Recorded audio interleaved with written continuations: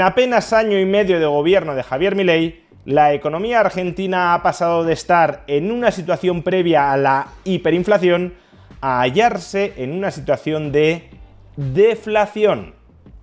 Veámoslo. Hace poco más de año y medio, Argentina se hallaba al borde de la hiperinflación, es decir, estaba a las puertas de un repudio de su moneda, del peso, que diera paso a una escalada exponencial de los precios. La causa última de esa hiperinflación era la situación financiero-fiscal del Estado. El Estado argentino tenía un déficit fiscal y cuasi fiscal monstruoso que saldaba creando más unidades monetarias que no eran demandadas ni fuera del país, porque ningún extranjero quiere pesos, ni tampoco dentro del país, porque los ciudadanos argentinos, desde luego, no querían tantísimos pesos como aquellos que estaba creando el Estado para financiar su déficit fiscal y cuasi fiscal.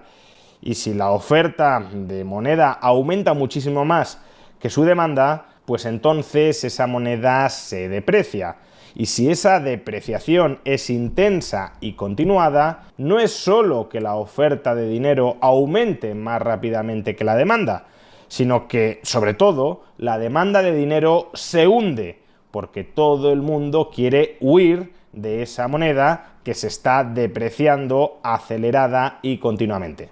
Y en el último vídeo que dedicamos a esta cuestión ya vimos que ese conato de hiperinflación había sido abortado por las políticas económicas del gobierno de Javier Milei. La inflación, medida a través de la evolución del IPC, del índice de precios al consumo de Argentina, se ubicó en el mes de mayo en el 1,5% intermensual. Una cifra que sigue siendo elevada para los estándares de un país occidental con un sistema monetario más o menos estabilizado. Tengamos en cuenta que una inflación mensual del 1,5% equivale a una inflación anual del entorno del 20%, pero que desde luego alejan muchísimo la perspectiva de hiperinflación, que era el escenario al que se dirigía la economía argentina antes del gobierno de Javier Milei. Como digo, midiendo la inflación a través de la evolución del IPC, podemos llegar a la clara conclusión de que ese conato, ese riesgo de hiperinflación, ya ha quedado atrás. Pero es que la única forma de medir la inflación dentro de un país no tiene por qué ser únicamente a través del IPC. El IPC nos proporciona cómo están evolucionando ciertos precios muy relevantes dentro de la economía, en particular los precios de una cesta de bienes de consumo que es más o menos representativa de los patrones de gasto de los ciudadanos. Pero es que la inflación en realidad es la pérdida de valor de la moneda que se refleja en un incremento generalizado de precios. Y por tanto, la medición o la aproximación de la inflación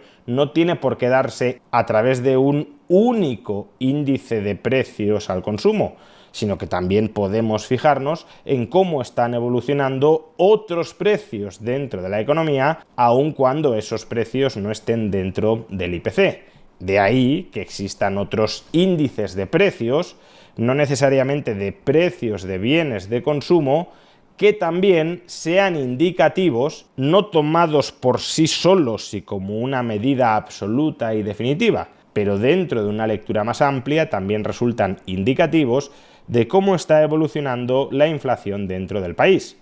Uno de esos índices a los que desde luego también hay que prestar atención es el índice de precios mayoristas. Este índice recoge la evolución de los precios de productores y de importadores en el mercado interno argentino.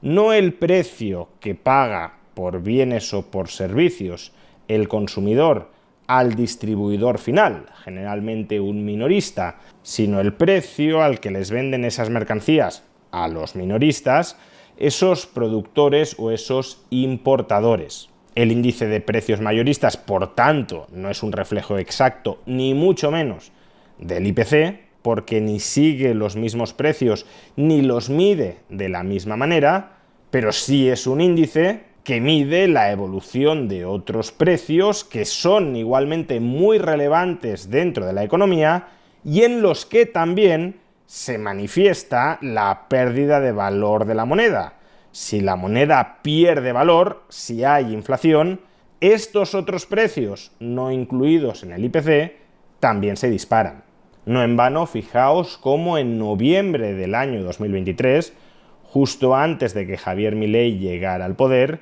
el índice de precios mayoristas también estaba disparado, superaba el 11% intermensual, o lo que es lo mismo, el 250% anual. ¿Y por qué lo hacía? Pues porque el peso perdía valor a marchas aceleradas y esa pérdida de valor no solo se reflejaba, claro, sobre los precios de los bienes de consumo, sino también sobre los precios de venta al por mayor. Pues bien, ayer conocimos el índice de precios mayoristas correspondiente al mes de mayo del año 2025 y, atención, este índice reflejó no una inflación muy moderada, muy bajita, sino que, de hecho, entró en el terreno de la deflación. Los precios de venta al por mayor se redujeron,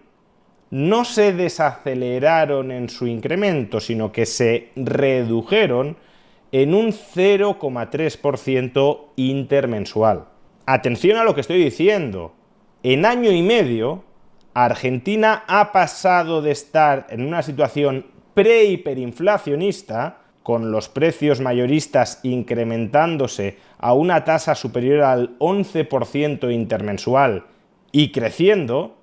ha pasado de estar en esa situación